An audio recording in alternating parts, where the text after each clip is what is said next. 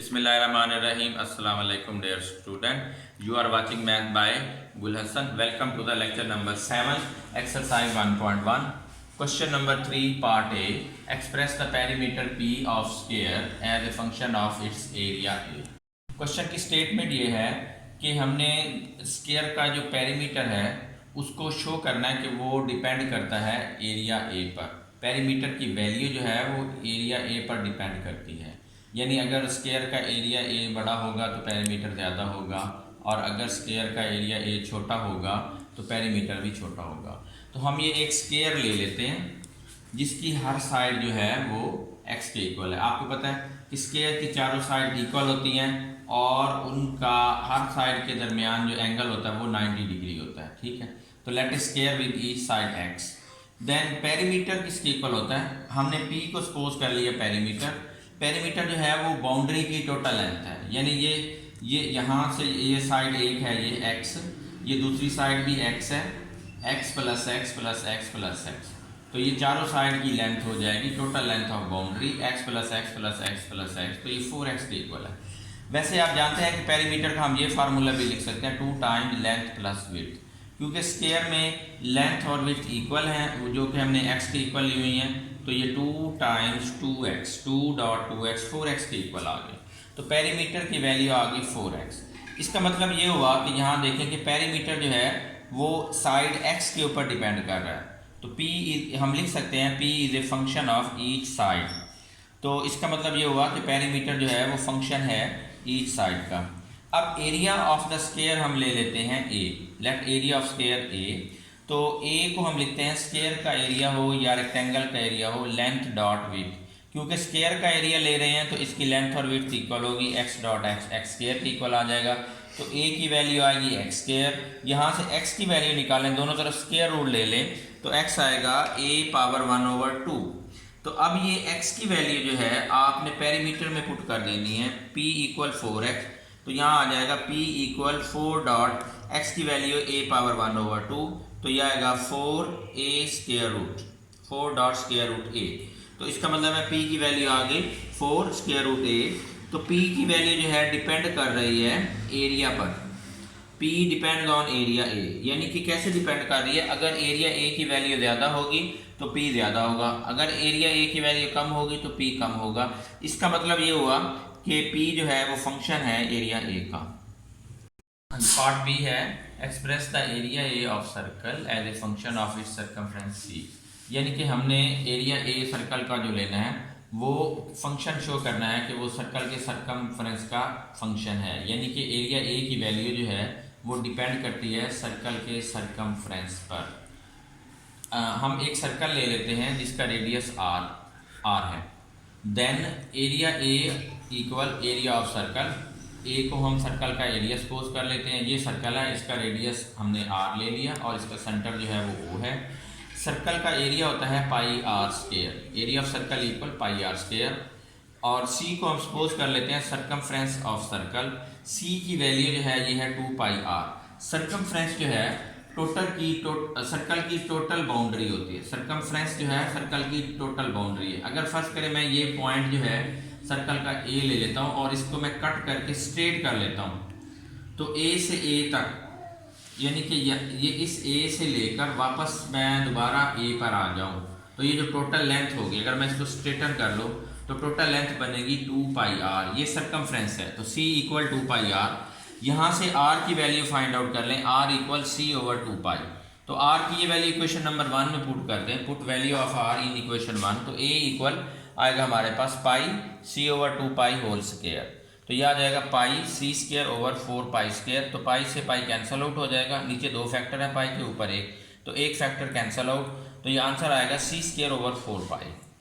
तो इसमें आप देखें डियर स्टूडेंट 4 भी कांस्टेंट है और पाई भी कांस्टेंट है, तो सर्कल का एरिया जो है वो सर्कल के सर्कमफ्रेंस पे डिपेंड कर रहा है। अगर c की वैल्यू बड़ी होगी, अगर सर्कमफ्रेंस बड़ा होगा तो सर्कल का एरिया जो है वो बड़ा होगा, और अगर सर्कल का सर्कमफ्रेंस छोटा होगा तो सर्कल का एरिया भी छोटा होगा। जैसे ये छोटा सर्कल है, इसके सर्कमफ्रेंस की वैल्यू कम है तो इसका एरिया भी कम होगा, और इसका सर्कमफ्रेंस बड़ा है तो इसका एरिया भी बड़ा होगा। तो सर्कल का एरिया जो है वो इस तरह सर्कल के सर्कमफ्रेंस पे डिपेंड करता है। तो हम लिख सकते हैं कि A depends on C, therefore area of circle A is a function of circumference C. Part C, express the volume V of cube as a function of the area A of its base. Consider हमने यहाँ ये show करना है कि एक cube का volume we जो है वो डिपेंड करता है उसके बेस एरिया पर। हमने ये शो करना है। हमने एक क्यूब ले ली, let a cube with each side है, ये एक क्यूब है और उसकी हर साइड को हमने एक्स कंसीडर कर लिया। अगर क्यूबाइड हो, इसके क्यूब के 6 फेस होंगे, तो अगर क्यूबाइड होगी तो उसकी लेंथ, विड्थ और हाइट डिफरेंट हो सकती है, लेकिन क्यूब में उसके 6 के 6 फेस जो हैं, उसकी फेस जो हैं 6 के 6 फेस, उनकी लेंथ जो होगी वो इक्वल होगी। तो ये हमने क्यूब ले ली और उसकी हर साइड एक्स है, तो v को हम क्यूब का वॉल्यूम कंसीडर कर लेते हैं। Let v equal volume of cube. तो वॉल्यूम का फार्मूला होता है लेंथ, विड्थ और हाइट। क्योंकि केस के हमारे पास जो क्यूब है उस केस में लेंथ, विड्थ और हाइट x के इक्वल ली हुई है, तो वॉल्यूम आ जाएगा x dot x dot x। तो वॉल्यूम v की वैल्यू आएगी x क्यूब। तो यहाँ से हम देख सकते हैं कि वॉल्यूम जो है उसकी वैल्यू डिपेंड कर रही है x पर, यानी कि लेंथ ऑफ द क्यूब पर, length of each side of cube. तो हम कह सकते हैं कि यहाँ वॉल्यूम जो है फंक्शन है x का। तो अब हम ले लेते हैं let a equal area of base of cube. तो ये इसका ये बेस एरिया है, ये बेस है क्यूब की, ये इसको हम कंसीडर कर लें जी a, एरिया इसका a ले लेते हैं, ये बेस बन गई क्यूब की। तो let a equal area of base of cube. तो एरिया का फार्मूला x डॉट x, तो ये आ गया एरिया x स्क्वायर। यहाँ से x की वैल्यू निकालें तो x equal a power 1/2। x की वैल्यू इक्वेशन 1 में पुट कर दें तो ये आएगा volume v equal a power 1/2 whole power 3। तो a की वैल्यू आ जाए, v की वैल्यू आएगी a पावर 3/2। तो वॉल्यूम v जो है a पावर 3/2 के इक्वल आएगा।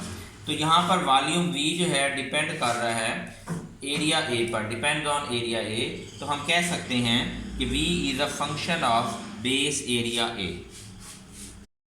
Given function f of x equal x cube minus ax square plus bx plus 1 और फंक्शन की वैल्यू 0.2 पर दी हुई है, यानी f of 2 इक्वल -3। इसी तरह फंक्शन की वैल्यू पॉइंट -1 पर जो है वो 0 के इक्वल है, यानी कि f of -1 equal 0। We have to find the value of a and b as given function f of x equal x cube minus ax square plus bx plus 1। तो और f of 2 की value यानी function की value 0.2 पर -3 है। तो function में अब आप x की जगह 2 पुट करेंगे, f of 2 equal 2 cube minus a 2 square plus b into 2 plus 1 और f of 2 की वैल्यू -3 इक्वल 2 क्यूब जो होगा 2 क्यूब इक्वल 2.2.2 2.2.2 4.2 इक्वल 8। तो 2 क्यूब जो है उसकी वैल्यू आ जाएगी 8 माइनस और ये 2 का square 4 minus 4a plus 2b plus 1। ये 8 प्लस 1 9 को आप लेफ्ट साइड पे शिफ्ट कर दें, -3 minus 9 minus 12 equal -4a plus 2b। ये इक्वेशन 2 आ गई। इसी तरह हमारे पास फंक्शन की वैल्यू -1 पर दी हुई है 0, f of -1 equal 0, f of -1 equal function में अब x की जगह -1 पुट करें, -1 cube minus a into -1 square plus b into -1 plus 1। तो ये आ जाएगा और ये f of -1 0 के इक्वल है, 0 इक्वल -1 क्यूब। तो ये -1 क्यूब जो आएगा हमारे पास -1 क्यूब इक्वल -1 डॉट -1 डॉट -1। तो ये आएगा माइनस माइनस प्लस माइनस -1। तो ये आ गया -1 का square 1 minus b plus 1 plus 1 minus 1 cancel out हो जाएंगे। तो ये बचेगा हमारे पास 0 equal -a minus b। a को अगर हम लेफ्ट साइड में शिफ्ट कर लें तो a प्लस हो जाएगा, a इक्वल -b। तो a की वैल्यू है -b। अब a की ये वैल्यू जो है इक्वेशन 2 में पुट कर दें, -12 equal -4 into -b plus 2b minus minus plus 4b plus 2b -12 equal 6b। अब 6 को डिवाइड करें बोथ साइड तो b की वैल्यू आएगी -2 और b की ये वैल्यू -2 जो है आप इसमें पुट करें, a इक्वल माइनस इंटू -2। तो ये आ जाएगा a जो आएगा वो 2 और b आया हमारे पास -2। Question number 6, a stone falls from a height of 60 metre on the ground the height h after x second is approximately given by hx equal 40 minus 10x square. What is the height of stone when x equal 1 second. Part B x equal 1.5, C x equal 1.7 second. इस question में ये पूछा गया है कि हमारे पास एक पत्थर है जो कि हमने ज़मीन पर फेंका है, जिसको नीचे फेंका है ना, और कितनी हाइट से फेंका है, 60 मीटर हाइट से. 60 मीटर हाइट से ये पत्थर नीचे फेंका है. तो क्वेश्चन ये है कि वो पत्थर जो है 1 सेकंड के बाद कितना नीचे आएगा, कितना डिस्टेंस तय करेगा 1 सेकंड के बाद. तो जो फार्मूला दिया हुआ है ना हाइट का, कि हाइट आफ्टर एच एक्स का मतलब है कि हाइट आफ्टर एक्स सेकेंड. यहाँ पर एक्स जो है ये टाइम को रिप्रेजेंट कर रहा है और यूनिट किस यूनिट में रिप्रेजेंट कर रहा है, सेकंड में. Height after x second equal 40 minus 10x square. तो हमने पत्थर की हाइट मालूम करनी है. अगर हम उसको जब नीचे फेंकते हैं तो 1 सेकंड के बाद वो कितना जो है वो डिस्टेंस करेगा. 60 मीटर हाइट से जब नीचे फेंका तो 1 सेकंड में वो कितना डिस्टेंस कवर करेगा. और इसी तरह 1.5 सेकंड के बाद और 1.7 सेकंड के बाद. पहले इसका पार्ट ए देखते हैं कि हाइट ऑफ स्टोन दी हुई है 40 minus 10x square, where x equal time. किस यूनिट में दिया हुआ है, टाइम, सेकंड में. अगर हम टाइम जो है 1 सेकंड लेते हैं तो हाइट आफ्टर 1 सेकंड कितनी आएगी, 40 माइनस 10 इंटू 1 स्क्वायर. तो ये आएगा 40 माइनस 10 30 मीटर. यानी पत्थर को जब हमने यहाँ से फेंका नीचे तो 1 सेकंड के बाद वो जो है वो इस पोजीशन पे आ जाएगा. पत्थर जो है इस पोजीशन पे आ जाएगा. 1 सेकंड के बाद जो है पत्थर यहाँ पर होगा. 1 सेकंड के बाद पत्थर यानी आधा डिस्टेंस वो कवर कर लेगा 1 सेकंड के बाद. इसी तरह अगर हम पार्ट सी देखें कि अगर हम टाइम 1.7 सेकंड ले लें तो उसकी हाइट कितनी होगी. After 1.7 second height equal 40 minus 10 into 1.7 square.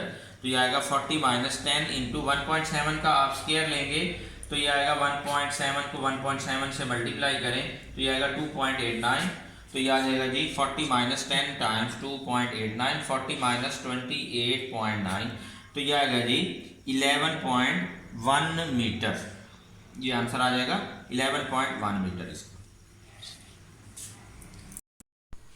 हाँ जी, पार्ट 2 है when does stone strike the ground. हमने टाइम यानी इसमें फाइंड करना है कि स्टोन जो है कितनी देर बाद ज़मीन पर आ जाएगा, पत्थर कितनी देर बाद ज़मीन से टकराएगा, यानी वो टाइम फाइंड करना है हमने. तो इसमें ये देखें जब पत्थर ज़मीन से टकराएगा तो उसका ज़मीन से डिस्टेंस कितना होगा, ज़मीन से हाइट कितनी होगी, 0. तो ये लिखा हुआ है when stone strike the ground then height after x second equal 0. इसका मतलब है 40 माइनस 10x स्क्वायर इक्वल 0.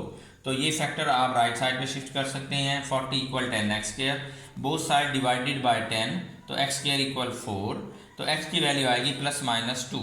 तो इसमें x जो है -2 ये इम्पॉसिबल है, नेगेटिव टाइम है, इसको आप इग्नोर कर देंगे. -2 सेकेंड, इसको इग्नोर कर दें, इग्नोर. तो हमारे पास टाइम आएगा 2 सेकेंड. इसका मतलब ये हुआ कि after 2 second stone will strike the ground, यानी कि 2 सेकेंड के बाद पत्थर जो है वो ज़मीन से टकरा जाएगा. थैंक यू, अल्लाह हाफिज़.